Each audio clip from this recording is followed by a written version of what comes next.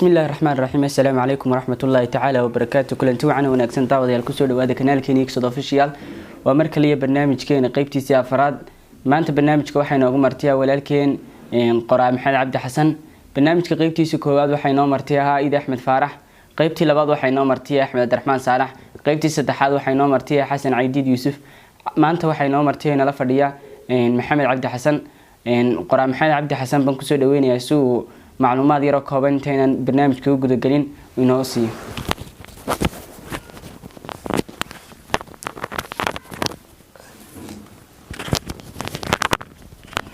aad ugu mahadnaqayaa walaalka kanaalka Xod Official leh runtii in ugu jira kaalin fiican ugu jira bulshada isagoo markaa soo qabanaya dhalinyarta hal abuurka ah oo si ay markaa wixii dareenkooda ka gooxay maskaxdooda si ay markaa ugu bandhigaan bulshadooda mar labaad iyo mar saddexaad iyo mar afraad aad iyo aad baan ugu mahadnaqayaa hawl weyn oo hayo oo runtii aan ahayn hawl magaranaysa easy aan ahayn runtii u baahan hawl heer ay tahay marka kulli anigu magacayga waxa la Maxamed Cabdi Xasan marka aad iyo aad baan ugu mahadnaqayaa inaan xogaa saasi fara badan si galan ma doonayo in ninka hawsha weyn haya baan aad iyo aad ugu mahadnaqayaa. Assalaamu calaykum waraxmatullaahi wabarakaatuh. intaynaan haddana usii gudagelin barnaamijku ka hadli doona Maxamed Cabdi Xasan waxaan ognahay inuu yahay qoraa. Maxamed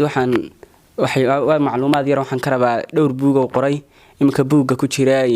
daabacada in buugga noo sheego magaciisa.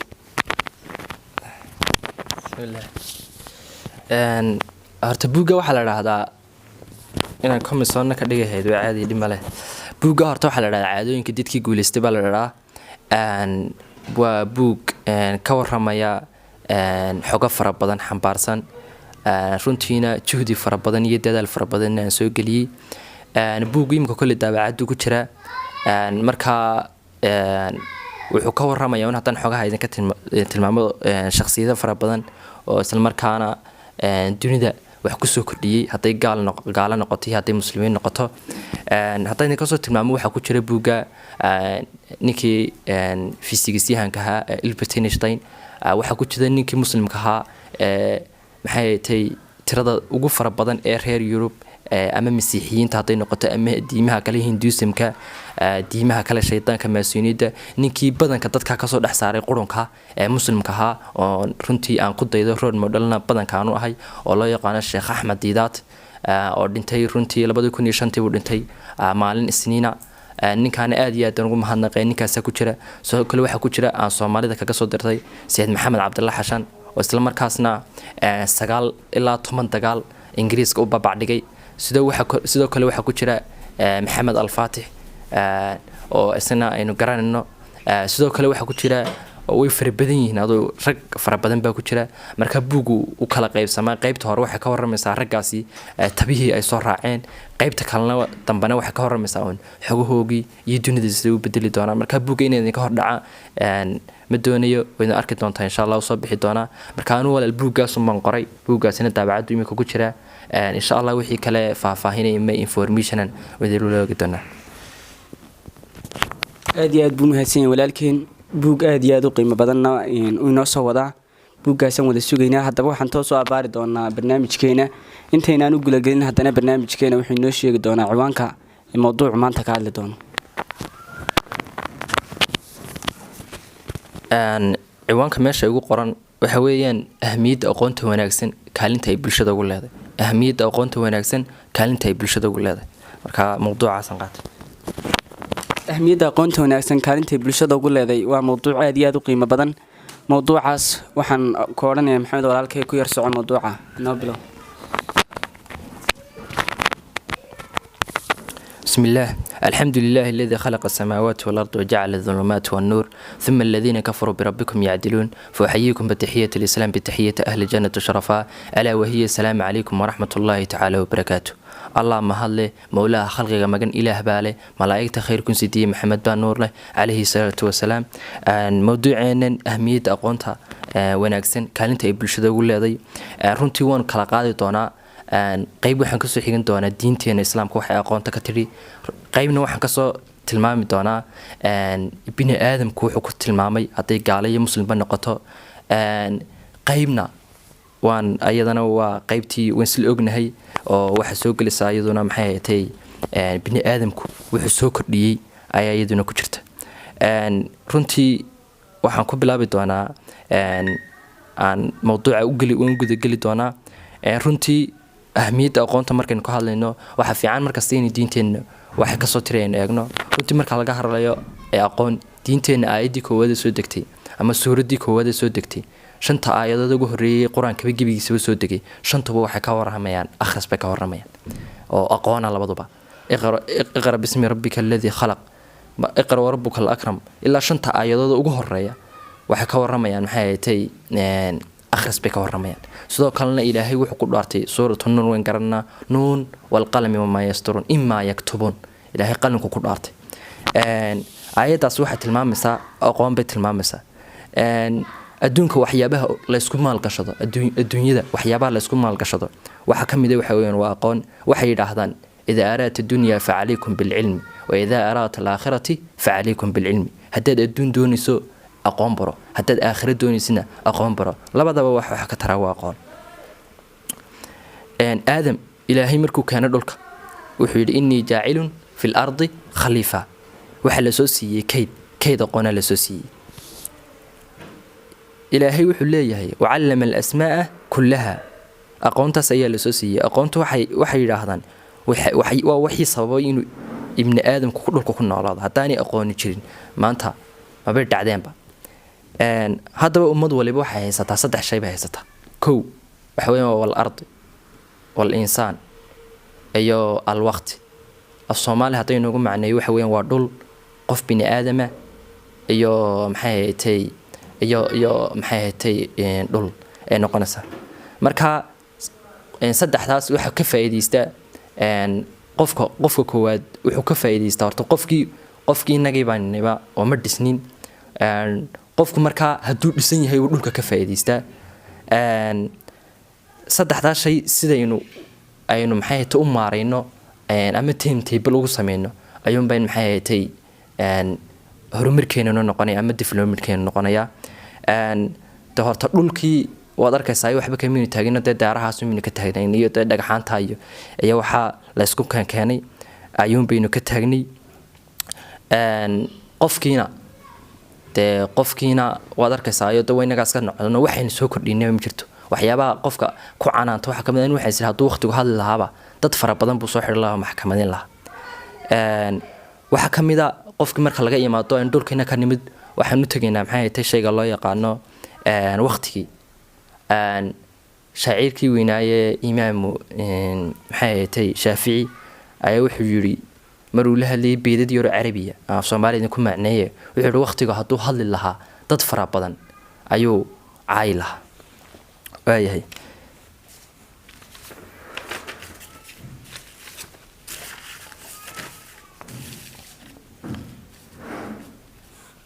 waxa uu qur-aanku tilmaamayaa cilmiga iyo muhiimaddu leeyahay. ilaahay wuxuu leeyahay aman huwa qaanitun aanaa'a alleyli saajida waqaa'ima yaxdaru alaakhirata wayarjuu raxmata rabbih qul hal yastawi aladiina yaclamuuna waaladiina laa yaclamuun inamaa yatadakaru ulul albaab. qofka jahligu duleeyey iyo qofka maxay ahaatay aqoonta bartay labaduba ma sinna. aan bal soo qaato casriga ay muslimiintu ay ahaayeen education powerka xilliga ay aqoontoodu saraysay. niman ka mid ah idiin soo qaato. cilmiga bulshada waxaa soo saaray nin loo yaqaano ibnu khaltoon. genius scientiska ama hidasayaasha waxaa soo saaray fiisigisyahankii weynaa ibnu siina oo noolaa 980 ilaa 1032 from Central Asia ka yimid Bukhara. waa halkuu kasoo baxay kitaabkan Bukhari la ninka qoray uu ka yimid waa magaalada yar ee Samarqanda marka laga yimaado Bukhara la yiraahdaa. waa wadamada nimanka Russianka iyo waxaas ka go'een. waxaan filayaa xagga istiga ama western dhinacaas bay ka xigaan baan filayaa. chemistry-ga yaa soo saaray. waxaa soo saaray nin la yiraahdo Jabir ibn Hayyan oo ka mid ahaa famous from Andalus, culamadii Andalus oo aynu garanay taariikhdooda Andalus la isku oran jiray. maxay Iberian ba labada la isku oran jiray. waxaa waa Portugal iyo Spain ee labada la isku oran jiray. diyaaradda ninkii ikhtiraacay runtii waxay intaas aan culimadan soo tilmaami doon intaba gaaladaas ku qortay raggan shaashadaba waa laga saaray waxaa laga yaabaa haddaan chemistryga ninkii soo saaray haddaan idhaahdo yaa soo saaray waxaa laga yaabaa inay gaalo iyo xaggaa u carartiin laakiin cilmi kastoo lagu sheego qofkii ikhtiraacay waxaa muslim u bahaa culimadan soo aan wada tixi doona andalus bay ka wada mid ahaayeen diyaaradda cabaas ibn firnaas ninkii koowaad ee kamarad soo saaray marka kamarada wax ku duuban ninkii koowaad ee soo saaray ibn haysan baa la oran jiray xisaabta oo adduunku wuxuu ku kala socdaa maxamed al-khawaarsimi baa soo saaray waxaas ay raggaasi soo saareen waxa transgareeyay western europe reer galbeedka transgareeyay su'aal baa daba meesha taala maada aqoontii muslimiintu haddaynu waxaas oo dhan soo saarnay aqoontii muslimiinta ama culture-ka ama values-ki ee aaminsanayay xagee ka dhacday waxa weeyeen anu waxa hal qodob meesha ka muuqda halka qodob waxa weeyaan waxaynu dayacnay waxyaabaha adduunka horumarkiisu ku xiran yihiin oo waxbarasho ah labadii baynu waxbarashadii baynu iska tuurnay maanta waxa gantaalka cirka loo diray iyo diyaaradda la kicinaya iyo waxyaabahaas oo dhan aqoon baa lagu soo saaraa adduunkana waniga xagga hore ku soo tilmaamo waxyaabaha la isku maalgashado waa aqoon waxa la yiraahdaa dunida muslimku rubuc bay ka yihiin dunida marka la eego populationka dadka marka la eego rubuc bay ka yihiin waxa la yiraahdaa afartii qof ee meel wada maraya afartii qof hadii dunida afartii qof ee meel wada maraya qof baa muslima yiraahdaan haddana waxay leeyihiin aqoonta technology-ga ama economiga ama political science-ka cilmiga way ku dambeeyaan bay yiraahdaan meel dambe ay kaga jiraan bal haddaba waxaan soo qaadan doonaa daraasado fara badan oo bal inay muslimiintu cilmiga ay ka hadheen kuna baraarujinayeen soo noqdaan quwadoodii horena la soo noqdaan aynu bal soo qaadan doonaa waxay yiraahdaan dhaqaalaha uu sanadkii ay bulshadu samayso waa 60 trilyan bay yiraahdaan aadamaha kor saaran oo dhan wuxuu sameeyaa waa 60 trilyan bay yiraahdaan muslimku wuxuu soo saaray wax 3 trilyan ka yar ayuu soo saaray baa waxay yiraahdaan dhaqaalaha muslimku sameeyo waxa ka badan 70 milyan ee Faransiisku soo saara 70 milyan ee Faransiisku soo saara waxa laga yaabaa inay ku laba laamiso 120 ka Jabaanisku soo saara waa tiray koobi caalamul islaamiya isku soo wada dar wala carabtiisa wala cajamtiisa 120 nuskeed ay soo saaraan 120 sanamka caabuda hadaynu la economy noqono oo wax liitar runtu waa ceeb Spain dhaqaalaha ay soo saarto 12 wadan ee shidaalka soo saaro waxa GDP-geedu ka badan yahay Spain tayar ayaa ka badan Abu A'la an-Nadawi aan soo qaato waa nin Hindiya oo philosopher weeyaan ninkaasi Abu A'la an-Nadawi baa la yiraahdaa bridwadu dhintay sheekha Hindiga ah ayaa yiri muslimiintu way ka seexdeen wixii ka dambeeyay qarnigii 16aad waana ta keentay aqoonta maanta in ay bilaabaan dhaqankii awooyadood kadibna ay iloobaan aqoontoodii kadibna ay adoomo u noqdaan nimanka reer galbeedka UN-ta balan ayadana tafaasiir ka bixiyay UN-tu qaybteedan UN-ta la dhaa waxay soo saartay daraasad ay soo saartay waxay dhaheen dunida masiixiga ilaa Yurubteeda ilaa cajamteeda waxoodaba isku wada dar 90% ayaa wax qora damiinis 100% illiteracy-geedu waa 100% aan waxba qorin waa 10% weeyaan si kala aan u dhigo 15 wadan oo Kristan ah qof aan wax qorin ma joogo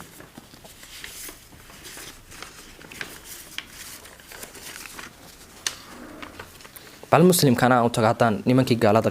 ka soo sheekay muslimkana balaan eego isku celceliskooga waxa la yiraahdaa 40% ayaa literacy yani 40% ayaa wax qori kara qiyaas caalami islaami dunida masiixiga dadkoodu waxa wax qoraano waniga soo sheegnay waxa yiraahdaan si kalena ay ku sheego waxa yiraahdaan caalami marka la eegayo adduunka kale 8% ayaa dhameystay weeraan dugsi hoose muslimiintana 50% ayaa dhameystay dugsi hoose damiinis 50% kamid ah dugsi hoose kamay bixin weeyaan dunida caalamka waxa yiraahdaan 40% ayaa jaamacada tagay bay yiraahdaan muslimiintana 2% ayaa jaamacada tagay bay yiraahdaan 40% ayaa jaamacada tagay dunida kale muslimiintana 2% ayaa tagay jaamacado wadamada hormuudka inoo ah dawin garanaayo Masar baa kamid ah 30% ayaa waxay yiraahdaan wax qori kara bay yiraahdaan inta kale soo hadhayna 30% ayaa wax qori kara waxna aan akhri karin bay yiraahdaan wax qorin aan wax akhriin bay yiraahdaan ma faqriba bal haddii aynu soo tilmaamin waxaasoo dhan ee laga soo wada hadlay waxay keenina waxaynu ka hadli doonaa de ma faqri baa inay haysto ma faqri baa inay aqoonta kusoo saari karin waxaa la dhahdaa faqri haddii la doonayo de kuuba wada naqaanaa waa wadan faqriyaa la dhahdaa oo dhaqaalahoodu economigoogu u hooseeyaa bay dhahdaan 14 jir dhalinyartooda ilaa 24 jir qof aan wax qorin kuma jira bay dhahdaan dadkeeda waaweyn waxa dhahan 0.2 ayaa wax qorin bara marka damiinis waxay noqonaysaa 8% labun baa ka dhimano 8% wadankaasi waa wadan wada education iyo wada waxbarasho waxa ku sii xiga wadamada yare North America ka tirsan Brazil Chile Colombia 7% baa iyaguna taga wadan yar iska wadamo iska faqiira caalam islaami bal jaamacadahana u tago caalam islaami waxay dhan 600 jaamacadood ayaa ku yaala bal bilyan iyo bad bal qiyaas bilyan iyo bad 600 jaamacadood leh waxay yiraahdeen bilyan iyo badkaas 600 jaamacadood leh wadanka Mareykan aan u tago wadanka Mareykan waxa raadaan kaligiis marka la isku wada daro institute-kiisa wala farsamadiisa wala dugsi hoose wixiisa marka la isku daro 5,200 ayaa ku yaala bay dhahdaa balse kalena ay ku tilmaamo 750 wadan weeyaan caalamul islaami wala afrikaankiisa wala carabtiisa wala ajamtiisa isku soo wada dar 750 bay dhahdaan muslimku way jaayisada la yiraahdo Nobel Prize oo wada maqasheen ba filaya Nobel Prize weligood 3 jeer bay qaateen muslimiintu weligood 3 jeer bay muslimiintu qaateen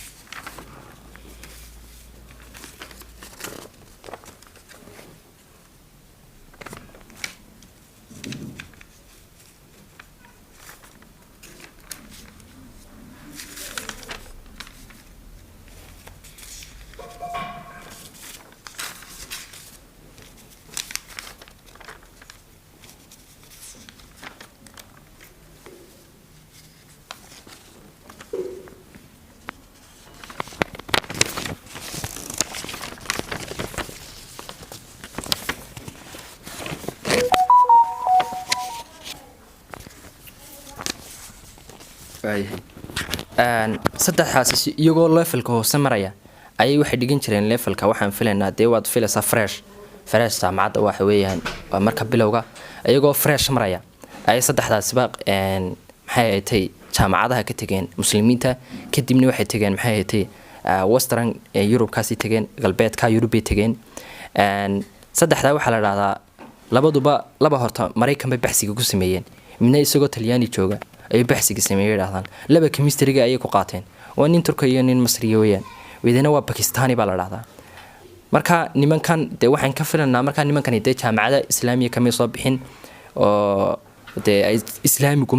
ama islaamku ma soo saarin marka 0.2 ilaa 0.5 ayaynu ka qaadanay jaayisada loo yaqaan Nobel Prize gaal masiix iyo milxidoode aan ilaahi rumaysnayn oo la yiraahdo Neil deGrasse Tyson waa nin madow oo Mareykan waa gaal aan ilaahi rumaysnayn ayaa waxa uu yiri 15 milyan oo yahuuda dunida oo dhan marka la eego wuu taariikhda ku 902 ilaa 2010 intii u dhaxaysay waxay qaateen nimankan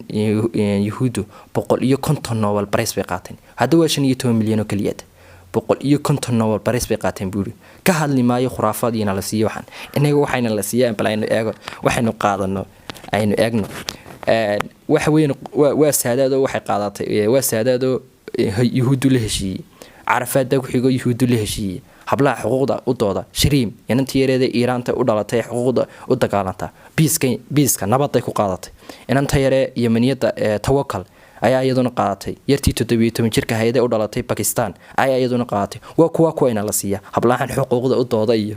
waxa saynigan la siiya nimankan yahuuda la heshiiyay waxa saynigan la siiya nagu miro bal aan eego edeb hadda laba kaliyaatan qaadanay edebka labaynu qaadanay waa Najim Mahfoud isna wuxuu qoray wax ilaahay de wax aan naf balahan diin la'aan u qoray oo Najim Mahfoud baa la dhahaa isna waa nin Turkiyo haayo isna diin la'aan buu qoray labadaba diin la'aan baa lagu siiyay inaga waa taa in lagu meermeeriya inaga waa taa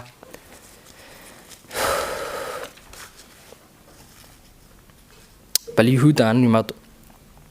yahuuda waxa la dhahdaa waa 15 milyan baa la dhahdaa horena waan ugu soo sheegay 15 milyan marka la eego cilmiga dhakhtarnimada biology-ga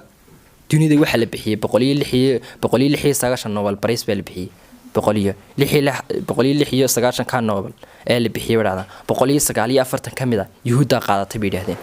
boqoliyo 940 ka mid ah yuhuudda qaadatay bidhaa chemistryga 150 baa la bixiyay 150 ka la bixiyay 8 ka mid yuhuudda qaadatay physics-ka 150 baa la bixiyay 45 ka mid ah yuhuudda qaadatay dhaqaalaha 66 baa la bixiyay 66 Nobel Prize ayaa la bixiyay 28 ka mid ah taariikhda hadda waxaan tilmaamayaa hala yaabina taariikhda waxaan tilmaamayaa 1902 ilaa 2010 ayaan tilmaamayaa dunida waxa la bixiyay physics baa la bixiyay waxa la bixiyay chemistry baa la bixiyay xagga horena waan ku soo sheegay biology la bixiyay 940 ay qaadatay chemistry 180 baa la bixiyay 8 ka mid yuhuudda qaadatay physics 180 baa la bixiyay 45 ka mid qaadatay dhaqaale 66 Nobel Prize baa la bixiyay 8 ka mid yuhuudda qaadatay waa taariikhda 1902 ilaa 2010 inta Nobel Prize la bixiyay markii percentage u rogno 55 ka mid yuhuudda qaadatay Gillespie waa gaal la yiraahdo dhashay Mareykan ayaa waxa uu yiri waqtigii hore hadayna ka soo warramo taariikhda waqtigii ay muslimiintu jireen ee dunida maamulayeen 130 nin ayaa ka yimid buuri ayaa 130 nin ayaa caalamka oo dhan u sitay buuri 130 kan nin caalamka oo dhan u sitay waxa 120 ka mid waxa ka socdeen wadamada muslimiinta ay ka yimaadeen Yurubna afar ayaa ka yimid balqiyaas makana wadigooga xaqii daraasadii aan ku soo tilmaamay waqtigii hore 130 nin oo caalamka ugu sitay 120 ka mid damiinis 120 ka mid waxay ahaayeen muslim bay ahaayeen afarta kale ka midna waa afar khuraafaad sidii bay sidii waxa ka socdeen Yurub taa xun bay ka socdeen nin gaal ayaa wuxuu yiri 15 milyan ee qaatay waxaas oo dhan 15 milyan ba waxaas oo Nobel Prize la carari buuriyay meeyeen ragii oo yeeshood aqoonta lahaayeen halkaan caadi yar tafaasiiriyo meeyeen ragii oo yeeshood aqoonta lahaayeen markaan eegno taariikhda caalamul islaami runtii wuxuu soo maray civilization fara badan runtii aqoonta dunida taala gibigeeda oo dhan haddii markii hore quraanka u haysatay in la isku tabiiba quraanku wuxuu taagan yahay maanta in xogaha lagala soo baxo quraanku wax aanu tilmaamin 1400 iyo sano ka hor quraanku wax aanu tilmaamay jirba haday caafimaad noqoto wax aanu tilmaamin maba dhacdaba quraanku wala sayniska wala xaga sare hawada la tagayo wala xaga la tagayo waxa dhacday nimankan gaaladu badanka waxa dhacday dunida qarax bay ku dhalatay ilaahayna wuxuu yiri marba kuus bay ahayd waxan yaro marba si kala diinayba waaye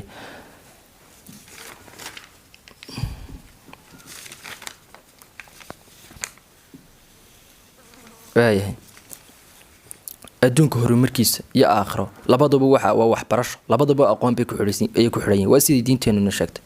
nolosha waxa qiimaha ku sameeya ma aha inaad aqli badantay ee waxay yiraahdaan inaad hardware kartay nolosha taas ayaa raad ku leh qof wax xoog u qabtay inaad qof garaadbadnidaadu waxa dhacday haday garaadbadnidaadu tahay wax leesiya naf milihid bala nolosha waxa ku soo kordhinaysa qof firfircoonayn hadaa tahay garaadbadnidaadu wax ku tarmaysaa aqoonta runtii markii eeganay ilmuhu markuu secondary ka baxo laba mid buu sameeyaa labada mid uu sameeyo waxyaabaha aqoontiina ay la korilaaday labada mid uu sameeyo waxa weeyaan ilmahaasi markuu secondary ka baxo saaxiibkii uu raacay wuxuu ku dhaartay maxaa dhiganaysaa faculty-gaas aan dhiganaya faculty-gaas in bal aan aynu wada galno faculty waxa laga yaabaa aanu importantigiisa muhiimadiisa baan ahayn ama habitatkiisa ahayn ama caadadiisa baan ahayn ayuu faculty-ga ninka raaca uu la bartaa kadibna uu qalin jabiyaa sidii caadada inoo ahayd waa la yimaadaa waxa tiin madaxdii Britole kadibna saas ay ku tagaan dhalinyaradaas midda labaad waxa jira midna hunguri buu bartay cidna ma raaco ninkaas muxuu sameeyaa wuxuu eegaa markuu ka baxay secondary artalow faculty-ga jaraya hunguri waxa medicine dadku maxay bartaan adduunka meel kasta la joogo qof bini aadam buu ka joogo adduunka meel kasta la joogo wala from me wala caalam wala meel caasimad qof ka meel kasta jooga saasa medicine-ka loo bartaa islaan bal waxaan soo qaadan doonaa waa professorad waxay tiri xalay toolan clip ka dhageysanayay markaan ku soo darsaday islaantaas waxa tiri waxa la dhiganay af Norwegian marka iyadu waxay islaan Japanese ahayd kadibna af Norwegian la dhiganay kadibna adu waa la sheegay waxa la dhigay bal ilmihiinu sidoo diinada u arko valueskiisa culturekiisa wuxuu aaminsan yahay behaviorkiisa dhaqankiisa wuxuu ilmahaas aaminsan yahay bal nooga waram professoradu marka waa professorada jaamacadda dhigta laakiin waxa ka dhigataa qaybtan Norwegian afka ka dhigataa islaantii professorada way sawirtay waxa tiri ilmaha yar Japanisku ay sidoo uu adduunka u arko maabka aynu naqaano tamaam way naqaanaa waynu garanaa de waxaynu haysanaa dunida inay tay colloq yar inay tay haysanaa laakiin Mareykanku markaynu wax baran educationally waxaan isticmaalnaa plan ma waxa loo yaqaano oo waynu soo wada dhiganay maabka ma u fiirsata hadday badankeenu maabka u yar fiirsano waxaa dhahdaa xaggan galbeed maraykan ayaa ku yaala halka dhexena waxaa ku yaala de africa iyo yurubtii baa ku dhex taalla xagga barina de waxaa ku taalla ashiyadii ayaa ku taalla waaye yurub ayaa dhexda ku jirta hareerahana dee bari iyo galbeed ilmaha yaree jabaanisku waxay tiri haddaba sidan looma baray bay tiraa sidani waa khalad bay tiraa waxay tiri waa fikir aanu aaminsinin fikirkiisa waa si khalada waxaa loo tilmaamaa in ay tahay Japan the center of the world inay dunida oo dhan u dhaxayso waxaa la yiraahdaa waxaa loo baraabay tiraahdaa ama la tusaabay tiraahdaa inay tahay Japan the center of the world haddaba waxaa loo baahan yahay si taas looga dhaadhiciyay bay tiri maabkan waxa uu ahaa golob yar bay tiri halkii ay Yurub ka dilaacisay bay tiraa kama dilaacina bay tiri ee meel kale ayaynu ka dilaac oo talo horda halka laga dilaacinaya markaanu kala bixina bay tiri halkii ay waxay ka jeexayaan marka de Atlantic Ocean ka jeexayaan marka ay ka dilaacinayaan Africa marka maxay noqonaysaa Atlantic Ocean markaynu eegno marka laga dilaaciyo Atlantic Ocean badan Atlantic Ocean marka laga dilaaciyo de waxay noqonaysaa Africa galbeed ay noqonaysaa halkii Mareykan ay ku dhacaysaa de Mareykan bari ayuu galayaa asna China iyo Japan da waxay noqonayaan the center of the world bay noqonayaan dunida si kala ay u taala hadaba marka ayagu maxay sameeyaan wax kala in maaha lagu sameeyo midyuun ba lagu jeexaya maabkii sida u yaali markii middo ku jeexaan marka waxay noqonaysaa dansa marka maabku saas u yaala Atlantic Ocean ba laga soo jaraya Atlantic Ocean marka laga soo jaro la kala qaybiyo Yurubtii dhexdan ku taalay xagan bay maraysaa Mareykankii bari buu qabanaya China iyo Japan the center of the world bay noqonaysaa dhexdii soo galisa baayahay marka waxaas hadaba maxay u sameeyaan muhiimadii la isweydiinayo waxa yar aan soo qaatay iskama soo qaadanay waxa maxaa loo sameeyay ilmahan yar culture-kiisa in la buunbuuniyo la doonaya waxa lagu in wax laga diidaya ama laga dagaalamaya infortunity complex yahay inuu waxa loo diiday inuu yahay nin dunida dacal kaga yaala inuu dhamaanteed wadan kasta dunida dacal buu kaga yaala asiga waxa la aaminsan inuu infortunity complex aanu hayne uu yahay the center of the world dunida halka u dhaxayso dunida the center of the world dunida dhexdeedii baynu yahay abalan soo tilmaamo ayadan waxaan soo qaadan doonaa culimadeennii islaamka hore laakiin culimadeennii hore markaynu eegayno inuu fiirsano xagee the center of the world ma ka ahayd marka la eegayo culimadeennii hore geographical iyo waxaan imika ay gabadhan sheegayso culimadaas ka soo horsaaray culimada geographical directionka jihada iyo waxaan culimadii islaamka soo saaray marka culimadii horena balaan eego waxay iyaguna ka yiraahdeen the center of the world waxay yiraahdeen makaan u naqaana biideen markay galbeed ka waramayaan way dhaareen maghrib waa Morocco marka Morocco ka waramayaan sharqiguna waa Iran meelahaas waa waadigan nahrul Jihan la yiraahdo nahrul Jihan baa la yiraahdaa ee dhaxmarada Afghanistan waxa la oran jiray marka hore Afghanistan buu nahrul Jihan baa Afghanistan buu dhaxmari jiray bariga hore waxa loo yaqaan ma waraa nahri baa loo yaqaan ee la oran jiray marka la eego kutubtooda muslimka waxa laga yaabaa inay fahmin baa laga yaabaa inay fahmin geographical positionka buugga markuu ka warramayo aqoonta la dhigo matalan history waxaan loo dhigay inaga inay horta geographical positionka inay fahmin baa laga yaabaa buugaatooda aqoonta imika inaan loo dhiga waa maxay matalan waxa lagu dhigayaa Whitman waxa lagu leeyahay the Whitman war dagaalkii ninka cad baa lagu dhigaya dagaalkii koowaad kii labaad intaas lagu dhigayaa baa laga yaabaa muhiimadu waxay ahayd waa aqoon in dagaalkii koowaad ee adduunka iyo dagaalkii labaad in lagu dhigo oo lagu dhaado 1914 ilaa 1918 ka kalena 1939 buu dhacay ilaa 1944 lagu dhaado de waa sax aqoon baa loo qaatay dunida in gaala la bartaa muhiimadu maaha waa inaad horto gaala waxaad baran kartaa aqoontooda ee aqoonta maadigan lagu sheegaya waa quraan un bay ka timid quraan un bay ka timid aqoonta maadiga la leeyahay argaala waxa dhigtay iska daa naf male aqoonta maadiga lagu sheegaa wuxuu nin la yiraahdo wariyo aha free man baa falaya wuxuu 2000 oo buugaag oo from Andalus laga keenay 2000 ee buugaag Mareykan baa xaday buu labada way translate gareysteen marka aqoontan imika inoogu faanayaan waa aqoontoodiyo intay quraanka ka soo saarteen ay soo translate gareysteen oo practical lagu eegay hadii calculate-kana laga hadii ay saxsan tahay la qaato hadii kalena laga tagiyo marka aqoontan imika ay isticmaalayaan hays ordan waa mid kale waa aqoonteeniin weeyaan oo wax la keenay laga soo saartin weeyaan marka bal aan daraasadeed tilmaam waxay dhaahdaan horta waxa mariyay dagaalka Whitman-ka horta marka waxa fiican qofku wuxuu baran karaa aqoonta marka ka dhisantay quraanka ka dhisantay diintaada ka dhisantay aad aaminsantay aad wax gudbin kartid markaas un baad u tegi kartaa maxay tahay aqoonta kalena bal daraasadeena aan tilmaamay iyaduna 2019 ayaa daraasad yar la sameeyay waxay 19 wadan ee adduunka ugu aqoonta badan 19 kuwa afkooga wax ku dhigaan 19 kuba afkooga wax ku dhigaan waxay shantii boqol ee jaamacadood ee adduunka ugu horeeyay shantuba waxay ku dhigi jireen afkooga wax ku dhigi jireen balan ayaduna intaas kaga baxo waxa laga yaabaa inaadan fahmin geographical positionka aynu soo tilmaamnay waxaan ka warinay geographical positionka buugaagta inaadan tilmaamin balon maanta hadaba dagaalkii Whitman work dagaalkii ninka cad way aqoontan markay loo dhigo matalan history way loo dhigaa dagaalkii koowaad labaad xilligaas iyo xilligaas soo dhacay intaas dawladda ka qayb gashay waxa ku dhacay intaas waa la isku leeyay resultigaas ka soo baxay natiijadaas ka soo baxday waxaasina loo dhigaado horta waxa fiican dagaalka marka la dhigay waa aqoonna waxa la yiraahdaa waa waxa ugu fiican aqoontana la wada dhigtaa way fiicantay laakiin waxa ka fiican markastaan hore u soo sheegay inaad diintaada horta iska soo dhistaa waxa markasta ka fiican waxyaabaha imika Soomaalida kalifay waxa arkaysaa in yaro maadigoon lagu soo diray oo waa kuwa maanta ka dhaxaqayn xorriyadda u doodaya xorriyadda naga maqan iyo waxa naga maqan waa kuwa habli ugu doodaya maanta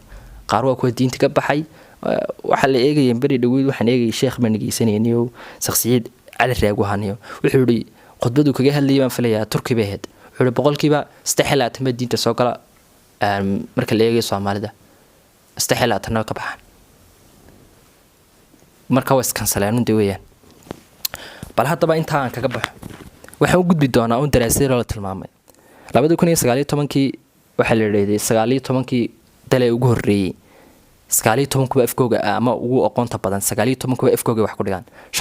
shantii boqol ee jaamacadood ee ugu horeeyay adduunka la sameeyay firstiga ahaa 500 jaamacadoodba afkooga wax ku dhigaan markii la daraasiyay waana daraasad xaqiiqa bal waxaan soo qaadan doonaa wiil yar oo la yiraahdo chief waa nin Mareykan u dhashay oo ilmo yar oo ninkii koowaad ee master degree buu qaatay ninkii koowaad qaatay buu ilmihii yara wuxuu aan filayaa 16 years ilaa 17 years meelaha ilaa 16 jir meelaha ilaa 17 jir meelaha soo ma filayaa ninkaas markaa wuxuu ka baxay Mareykan buu ka baxay ninkaas hadda waxa dhacday maalintii koofiyada yareed ee madaxa la saartay qalinjibinta loo yaqaan ayaa ninkii baa la yiri waa ninka hal maamusho maadaama uu 16 jir master qaatay oo Mareykan baa ku faanay ninkii baa xaflad weyn baa loo qaaday waa la boonbooniyay xafladii baa habeenka loo dhigay kiira baa soo baashi magaranaysa baashi yar fushanta ayaa diinkii jaamacadda ayuu kiira oo markuu soo istaagay halkii yareedee kaabadaha yar la koreeyay intaana shahaadada master lagu guddoonsiinay kiidama kiira ooy ninkii dhintaaba ku yiri waxaan filayay inay mishiddatil farx in la ooyisidan falay mishiddatil farx in la ooyisidan falay oo inta inay ka keentay farxad wuxuu ku yiri ma lama ooyee nacasnimadeedan la ooyayaa buri nacasnimo qisada xagga dambeed ku ogaan doontahay nacasnimadeedan la ooyayaa buri ninkii baa soo jaamacadiisii joogo baxsaday oo cararay ninkii dhamaay qalin jiminay xaflad ahayd oo baxsaday oo soo cararay wuxuu doonayaa soo markaa kulli inaad yara baadhaan oo fiicanto de kaas waa qisa dheer Gondal Beach waxa la dhahdaa waa bridge ku yaala Mareykanka qofka nolosha ka qoostay ee iimaanku ka dhiman yahay uun ba istila oo Golden Beach baa waa bridge weyn oo Mareykan buu dhaxmara deedna wuxuu doonayaa bridge ku soo tuuro isagoo orday iska socda ay wuxuu arkay rag dhalinyaro ah oo aad iyo aad u faraxsan ragii buu waa maxay mariyahoogu waa iska yara daciif isugu mariyuhu si tawa mariyo qaaliya waa mariyo original value weeyaan qiimihiisu sareeyay marayaan markaas wuxuu sameeyay wuxuu no ragana maxalla waxay ragan mariyahana wata hadana qusqusliya uu yaabay aqligiisa uu fikiray wuxuu niyo ragan behavior-kooga waa inaad bal soo baadha uu tagay ragii war salaam calaykum aad soo la sooreystay maxaad aniguna waan dhimanayaa waan soo dilayaa inkana waxaan la faraxsantii sheego ninkii bay yiraahdeen muslimiintina way kaxeen niman muslimiin ahay wala kaxeeyay gurigooda bay geeyeen wuxuu arkay gurigii iyo de afar jingadood oo si kala jeedo iyo aan de fiicnayn ayuu arkay kadib markuu arkay uu yaabay war maxaad aaminsantiin buu ku yiri diintiba u bandhigan saas kayrna master buu hayo waniidii soo shaqo uu soo baxsaday deedna uu yaabay ninkii markuu soo eegay ninkii way muslimiyeen ninkii markii dambe magaciisa Jaafar buu la baxay ninkii bartaas ku muslimay qisada waxa ku soo qaatay waxa weeyaan ama master ha qaataan ama PhD ha qaataan ama nuclear inta soo saareen cirka ha geeyaan haddana dhamaantood waxa la raadaan raggan ugu dakhliga badan leh nuclear kii duuliyay maanta بريتولون بعدنا قلت إن إيش بتهي وصصات هوري وستيليا وإنك هذا نوكليير كالهاي لفاني ما تهبل بان نوكليير كعي وستيليا ما أنت واحد عماينا كير الصومالي قصلا أنت هري ميجي جت الصومالية كقني بدن وإيمان كيدو نلوش ده كفي أنت تحسين هو إيمان لانت بل هذا ما حكسوق بجوين تونا أون أقوم بكسوق بجوين تونا أقوم تصوح تي علماء مسلمين تهوري أخرس كيو حاجة سي وحل دارين على رانين مجي اسمه حسوسته أن أصلا واحد عسر بلوجيني يبقى هو يرى رجع عسلها بالريو بوك بو سوي مركب وحدوني وقت جيسك فايست بوك بو أخرية سوا صعدة أيو واحد لنا فرس بعد ديريني يبقى تشيله فرس بعد تشيله أصلا ودرجع عسلها ثقافتني يحمى مقلي فرس كي بقى كتخلص قد بو كنت عيله بعشان نلاي ودنتي بعد هذا نيوحان كتب كان فنون لا هذا وحفلين كنت علماء وين لو قلت لقلي فنون بالرهايو نين وستيد بقوله فوليوم ويان marka waxay dhaadeen ninkii qoray baa la steed 100 folium de waa dhayal ma aha steed 100 book maanta ninka Soomaalida ugu dhow wuxuu qoraa 500 book 500 page buu qoraa marka ninkan waxa la dhahay markuu wuxuu yiri walaashii buu yeerayo wuxuu ku walaal de cuntadan aad isoo hordhigisid waqti bay ka qaadanaysaa maanta aad cunto lagu soo dhigo waxa laga inta doonto ku fadhidid marka wuxuu waqti bay ka qaadanaysaa baash inta soo cajiim gareystay soo walaaqdid aan qurqurin jiray baa la dhahaa waxay markuu daalo asaga ka waramaya markuu daalo wuxuu yiri saasan u fadhiistaa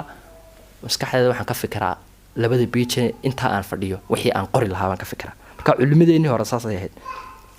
sheekh qalin waxa la yiri asagoo ka sii dhimanayso ay wuxuu yiri masalada guurka ay sheega ka sheekh waxa mas'ala yar baa kadibna war waaba dhimanaysaa taada ka hor ma anoo jaahilayna dhinta ma doonayay inaan anigu wax garanay dhinta doonay waa la sheego ninkana wuxuu yiri sheekhi ka warramay markaan soo baxaan kadinkiisa uga soo baxay aan barorti dumarka arkay waan noqday sheekhiyo dhintay baan arkay ninkan la waxa yiri maktabada habeenkii waa la xiraa